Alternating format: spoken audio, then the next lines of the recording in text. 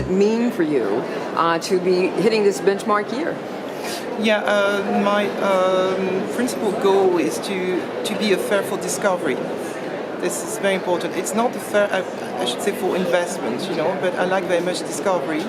And I like to look at, the new horizon of contemporary international creation. So especially coming from Africa. Why is that exciting to you? It was very exciting because then we show, I think we succeed in showing a very contemporary Africa. I think in France especially, people have more or less a kind of very backward vision of the continent, African continent. And it was very exciting to bring here in Paris galleries coming from Uganda, galleries coming from Johannesburg, Cape Town, and many sides of Africa, because here mainly people have this connection with West Africa, the former French colony, yes. Yeah. And I was exciting in bridging all the different faces of Africa. We see a very, very mixed of the culture between the traditional culture and the contemporary culture. Mm-hmm. In France, long time the rich people eat in porcelain de Limoges, and now porcelain de Limoges is in the museum.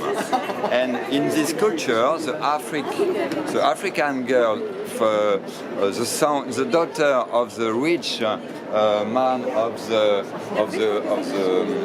the country, the rich people, have a special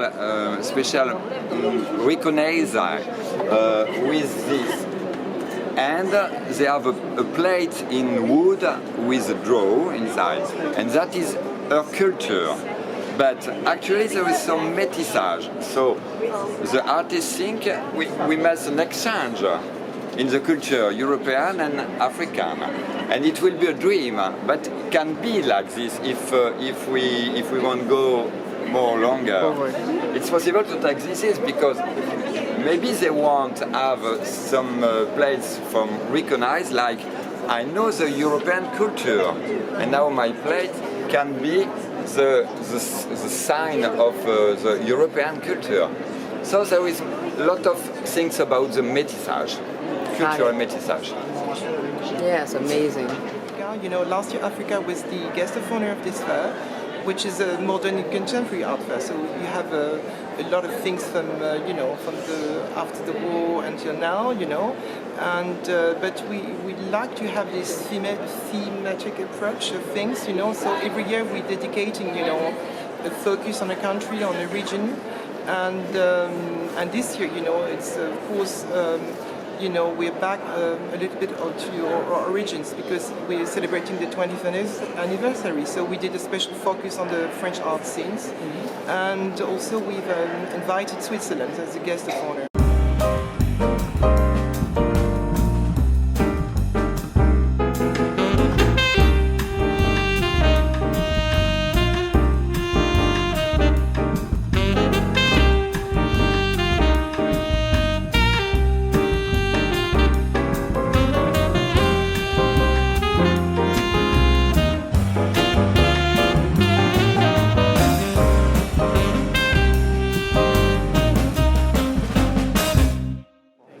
What does it mean for you to be a part of this particular show? What does it mean for to be a part of the Art Paris? It's more of a privilege. I'm honored to be next to such great artists as Bruce Clark, Marilyn Monroe. It's also a chance for me probably to show some new collaborations with other artists who I love, who I work with. But for this exhibition, we wanted to do a theme on contemporary dance, and it was once we got the theme, the inspiration. I wouldn't say it came like that. I looked through photos, and in fact, I used the photos of Devorah, who's dancing just now, as a starting point for my work. But my work is always layered. It's because I'm not satisfied with first impressions, if you like, and I want to sort of suggest that underneath the first impressions there are other impressions. There's always words, there's always other images hidden under there, and even if the theme is quite easy dance, contemporary dance, and I am trying to suggest that we live in a complex world, and you've got to sort of scratch the surface to find out what's underneath. It was very interesting to work with events. because I work always in a pattern, graphic design, African alphabet, and African symbol. And for me, my heart, I want to mix graphic design and dance. And for me, the point of this painting, this is like a point of energy. This is like Your chakras. yeah. Yes. That is. In this piece, I jump like a little bird. And yeah, I am young, and I have to discover more than I can do. So you keep jumping higher and higher. Higher. Yes, got it. Tell me about your art and your technique.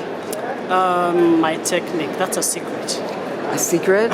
Oh no. No, so I'm working, I'm very interested by transparency. I've always been interested by how light goes through material. Whatever has to do with stained glass is something that I really love. And today I'm working with perspex, and I paint on perspex using oil glass and with the technique of just small dots of paint. All my characters, though the people who I paint, wear glasses, and you do not see the eyes actually. Why? Why? Because for several reasons. First of all, we say that the eyes are the window to your soul. So when I remove the eyes, you're actually looking directly into the soul of my characters. Why? Because I want to paint humanity and not just individuals. I want to celebrate humanity. So I have the impression that when I put eyes on my characters, we stop on, we stop on an individual. But when people look cool with the sunglasses, then we're talking about a much wider audience. And also, I only paint people who make me happy. Okay. Because I think life is much more fun than at times art seems to communicate. I don't know whether you understand what I'm saying. If I want to look at to appreciate you, I have to look at you from the perspective that I'm going to appreciate you. But if I want to hate you, then I'll start from the onset. I don't even need to talk to me.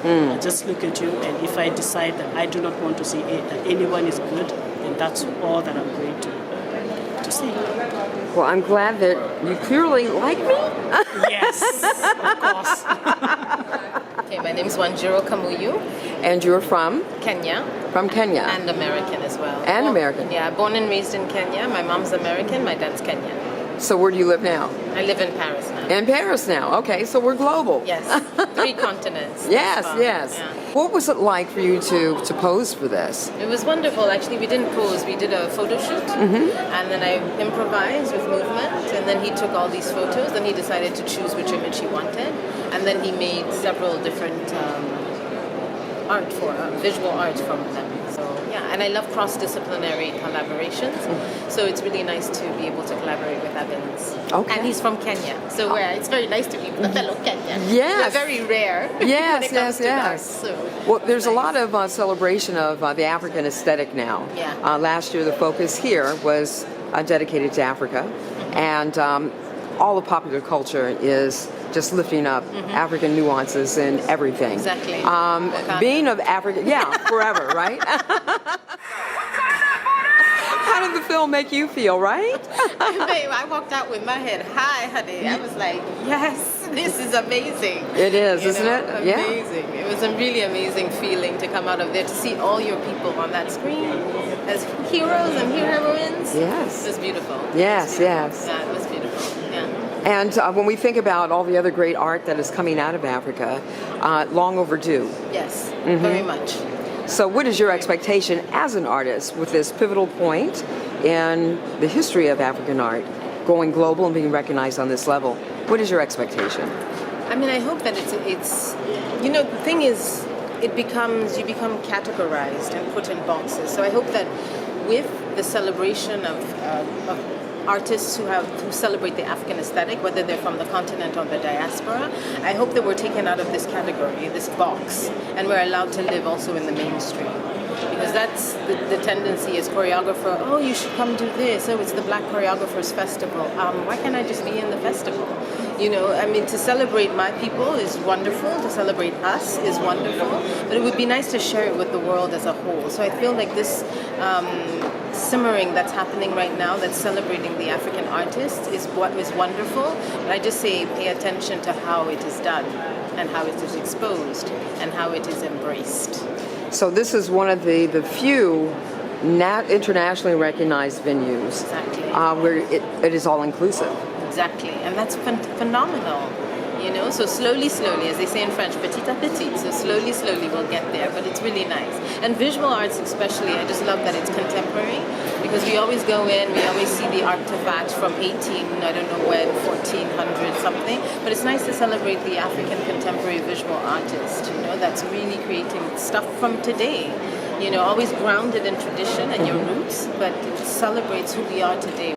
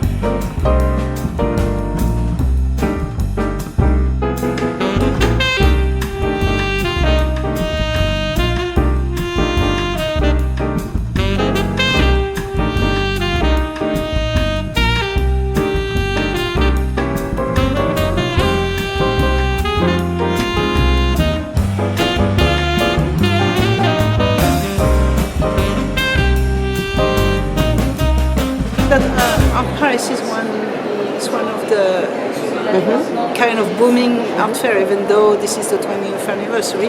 When I say that, because they give an open space to young artists and to emerging artists, which is not always the case for the major art fair, like the FIAC, you know, that we have in October, and others, but Art Paris has become one of the major art fairs in the world. So we have the opportunity here to make connection with galleries that come from one country and to discover also artists from this country. You understand? Last year was Africa. It was very interesting because the African scene is booming today, and we were kind of visionary because our first new issue of the new issue, because we've been on business with our premium since 2004 in the States, and after we moved to Paris. So the new version of our premium came with the first issue was about African contemporary African art, and the 2 years ago here was the guest was South Korea, which was our magazine also last year. So we switched, you know. It was just an hazardous, you know, happened that we did Africa and South Korea. What were the cues? What did you know that no one else knew that Africa was going to make the lead on abstract art? We have the eye because we see how the you know, it's not a question they're getting better. It's a question that they were not. I think thanks to internet, because at the time, if you want to see African artists in Africa, you have to travel. So this is the point. With the internet, I discovered artists in South Africa, in Senegal, in Cameroon, that I didn't have the opportunity to go to visit this country. So I'm originally from North Africa. So and at the time, when no news, no information about what's going on about the art scene. So with the internet, we discovered, and we believe, because for us, we believe that African art is the beginning of the art. All influence starts from African art. This is what we believe. This is my statement. Everything all movement start from African art. I don't think it's a trend. I think it's really like the change of the African continent. I think you have more and more things happening there. You know, people artists returning to Africa, and creating like contemporary art center. Is also trying to train other artists, and it's very interesting what's happening now. This gallery is from Germany, Artco, but it's a gallery that is really specialized into the contemporary African scene, They're doing all the art fairs in Cape Town, Johannesburg, 154, which is a very important fair. It was the first fair that really aligned Africa on the contemporary art market. I like this work of Marilyn Monroe because she's highlighting all the black and especially the Afro-American presence in Paris, which was seen for like the place of freedoms and the place with no segregation. And so you have the portrait of Josephine Baker, for example. Why this particular theme of focusing on the African-American presence of expatriates here in Paris? Yeah, I think this is a very special thing happening here in Paris, actually, because there is a vibrant artistic scene. It's not only painters, it's writers, dancers, it's all kinds of artists. And what I find extraordinary is that they are so connected. So they really love to exchange all the ideas they discover. They're not keeping them for themselves like a secret, but they're really, really sharing them. And they have the habit to meet regularly in a restaurant every month, and then they all come together. And I find that fantastic because it's like inspiring. This lady, for example, is a very young, energetic lady who has been working for a famous foundation also, and she has created a neuro box. And of course, Miss Josephine Baker. Yes, there are also some historical persons, of course, key persons like her. Or I have portrayed Sidney Bechet as representing the jazz scene, vibrant musician scene here. That's another artist from the scene here. His name is Gastino Massamba. He's also creating beautiful artwork, and he's really a thinker. He has this aura of really reflecting the world and philosophy. And of course, James Baldwin. So the two of them again, I don't know who this gentleman is. Yes, that's Monsieur Futu. That's his white counterpart. And it's like a history of an emancipation, because in these times there was a lot going on, making black people just ridiculous, showing them in ridiculous roles and just laughing about them. And there is this moment in this film where Monsieur Chocolat says, "Do you know my real name?" And no, I'm not doing this anymore. Now it's your time. Now you are the ridiculous one. And then he doesn't want to play in circuses anymore, and he plays Othello in theater. How do you create these pieces? Well, the idea is coming from Soweto, actually, where all my art started, because they are using lots of recycling materials and they give it a new purpose. And what I'm doing, I'm using as background paper collages, like here, for example. These are all still old magazines and journals from South Africa. And then I glue tissues on top, like material. And first I worked only with Shweshwe and with this wax fabrics from Africa. And here in France, on the Marché aux Puces, I discovered these old, handcrafted, really worked on materials. And I thought, to add value to the personalities, I should use them. So I use really antique pieces, which are 100 or 150 years old sometimes. Sometimes I find only very little pieces, and it breaks my heart to cut them, but they finally at least come out of their hidden spaces. Like, for example, I show you something here. This is part of an old wall tapestry. It's leather and it's imprinted and colored. It's a very, very old piece, and I just got like a little something, and it's all here now. There's not a single little rest left. And then you have newsprint in the face. Yeah. Because everybody has to tell his story that is representing. Everybody has his backstory. And the fabric for James Baldwin? This is fascinating. This is also, this is mixed. This is very, very old. This is new. So I also combined pieces. This is an old dancing costume, and this, for example, is also very, very old. Every single little pearl is hand-stitched on them. And they are part of these traditional costumes in Germany, and they were used like covering the arm just here. So if I can find things like that, I'm really happy. You're excited, huh? I'm very excited. Yeah. Look here, all these are little pearls, hand-stitched. Every single little pearl is hand-stitched. And I love this handwork, this really traditional handcraft. I love it. Yes, this is Saidou Diko. He's from Burkina Faso. And he welcomed us in his home, told us about his background, and he was in Burkina Faso looking for herds as a young boy, and he felt like tired, doesn't know what to do, so he was observing the shadows of the cows. And when he came to Paris, he became a photographer. Yes,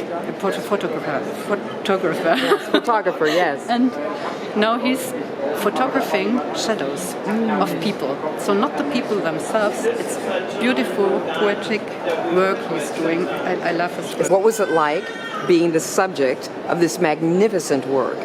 I'm very happy to be part of this nice project, and very happy to see this wonderful piece from artist Marilyn Monroe. So all the way up in the corner, we see an airplane at the very top right of the portrait, reflecting the fact that you did the logo. I designed it with my friend Evans Mbugua. He also artist from this gallery. We took photos of him just before leaving because he made the design for Morocco Airways for an airplane. Oh. And in return he got tickets to move all around the world. So he profited. Yes. He went to America, Australia, Asia, everywhere. And he took his whole family with him. And yeah, that's why I portraited him like looking forward to his adventure trips.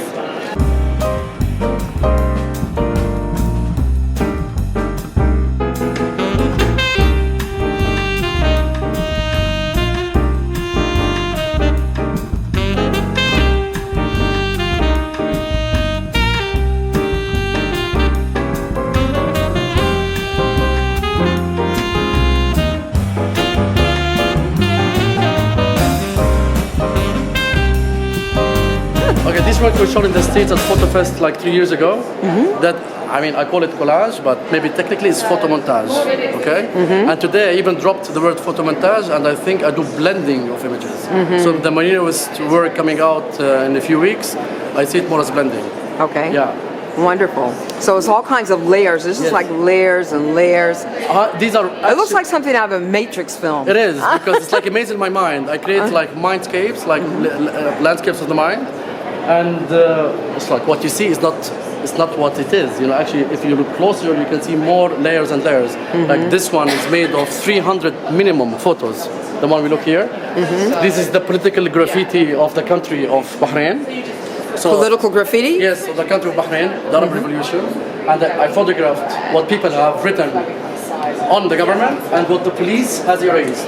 And then I combined them together, blended them, creating a visual explosion, the sound of the nation, left, right, and center. Wow, wow, So wow. it looks like frequency, rhythm. And this piece, I understand, is the graffiti without the graffiti. This one, I call this work Independence. This one was called Sinopia, by the way. This is Independence. You know, I was once in Croatia. As an artist, I saw something happening at night, at sea. I went nuts. I didn't have my camera. So what did I do? I took out my iPhone and started making the images. I choreographed the dancers or the swimmers, you know, the way I wanted, and created this work. Wow. Yeah. Okay. So as an artist, like if I don't have a camera, it doesn't mean I can't work. So Right. I resort to any means possible. So what do you want people to get from your artwork? Just to enjoy. Just enjoy. Yeah, I mean, if they want to know more, they can. But I like it that people stop and they get mesmerized by, you know, I had the French lady almost collapsed on the floor. I had another one, she wants to jump into the work. Yeah. Why did she almost collapse? Because I don't know, she was so mesmerized. And when she saw me, she said, "My God, you are the artist." She almost fainted. Wow, I get it. Well, you're so handsome. Like that's probably what it was, right? I don't have the guy who comes every day to look at this work. Really? Every day. And what does he see? He's an artist, and he says, I don't know, talks to him. Yeah. The color or the technique. Yeah. He's mesmerized by it. And where are you from originally? I'm a citizen of planet Earth. I'm from everywhere and nowhere. Okay. But you have so many political themes in your work. Maybe. maybe. Yeah, I mean, if you want to see the politics, it's fine. But let's not forget, we deal with visual arts, and I believe in the image first, you know? Mm-hmm. So we have to create things that intrigue the eye, and politics can be secondary. Mm-hmm. So you're interested in the aesthetic? Yeah, I mean, don't call me old-fashioned. I mean, I want things to look nice, you know, or strong.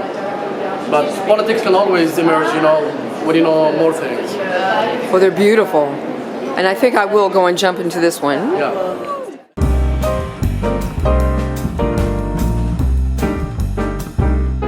This exhibition is part of a collection of 46 countries that talks about a war and identity. Okay, so having lived the war in Lebanon for 15 years and lived with this shell that were on our heads, the idea came when the situation in the Middle East got worse, to say that war does not destroy identity but reinforce it. Okay, so this object of destruction becomes an object of history, art, and identity, with the wish of the annulment of all wars in the world, because other than the economical aspect and all these political aspects, war can destroy a country, kill people, but the identity remains, okay, and becomes stronger after. So each piece that you see here represents a country in history, in its identity throughout history, despite wars, occupations, and all that. You can recognize, for example, Persia in Iran. Okay, so this is something that will never die. It will always, the identity will, the project is called Perpetual Identities because this identity will perpetuate through history. This is Nigeria. They're all handmade, and they all have traveled into 12 countries to work with artisans of the country, to have a little bit of their soul in the work and their know-how. So I gave them we did a collaboration, gave them the design, and they executed it for me. With materials indigenous to their homeland. Exactly, respecting the material of their homeland. Which one is from Lebanon? This is the Lebanese one. Mm-hmm. It's cedar wood carved, representing a scene of the Phoenician traders. Okay, because the Phoenician, they were traders. They were selling the cedar wood abroad, and they were divided into many cities, and they were very religious. So they are a representation of what we are today in Lebanon. This is, for example, Egypt. It's done in granite stone. And this is India. It's represents the Taj Mahal in India. It's in alabaster. It has been carved, hand carved by an artisan from Agra. And then here we have Ethiopia. It is the ceilings of the Orthodox Church in Ethiopia, a representation of their history and the religion. It took me 4 years to execute this project for the 46 countries. I was passionate about it, and it's a message of peace also, it's a message of humanity, it's a message to show that our identity is beautiful. It's a message also to say that we are all united. We cannot be separated one with another. We cannot say the Arabs and we're all linked, because when the Arabs, the Middle East is sick, the whole world is sick, and if any country in the world is sick, we are all sick. We can't be separated. We are all linked somewhere on this earth. the war creates a difference. So we don't need that. We don't need that war. We need to understand that our humanity is beautiful, and we need to embrace it and take from each other what we have to offer instead of separate each other and be afraid of each other. That's the message.